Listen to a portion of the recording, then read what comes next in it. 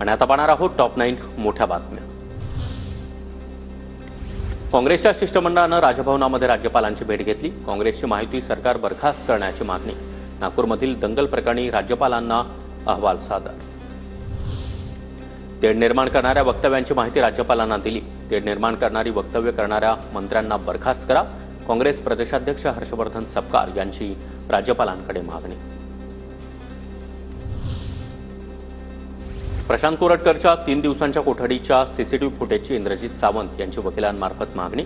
CCTV footage कोर्टाच्या कामासाठी आवश्यक असल्याचं कारण।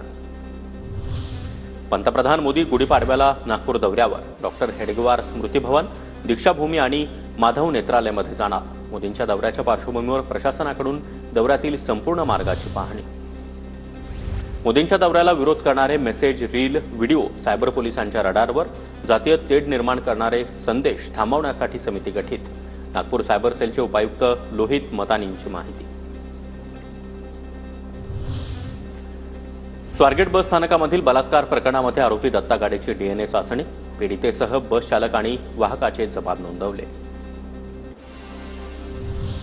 रोहित पवारांनी मला गोपीचंद पडळकरांना मारून टाकायला सांगितलं। शरद पवार गटाचे कार्यकर्ते महादेव देवकातेंचा गंभीर आरोप। माझ्याकडे रोहित पवारांविरोधात पुरावे, पुढच्या वेळेस सादर करेन। महादेव देवकातेंचा रोहित पवारांना इशारा। दावोसमध्ये स्वाक्षरी केलेल्या 17 प्रकल्पांना मंजुरी। उद्योग मंत्रिमंडळ उपसमितीच्या बैठकीमध्ये प्रकल्पांना मान्यता। प्रकल्पांमधून 4 लाख कोटींची गुंतवणूक अपेक्षित। महापुरुषांच्या पुतळ्याची विटंबना। अहिल्यानगरच्या राहुरीमध्ये तणाव। भाजप आमदार शिवाजीराव कर्डिले यांच्याकडून पाहणी। संतप्त नागरिकांकडून नगर मनमाड महामार्गावर काही काळ रास्ता रोको।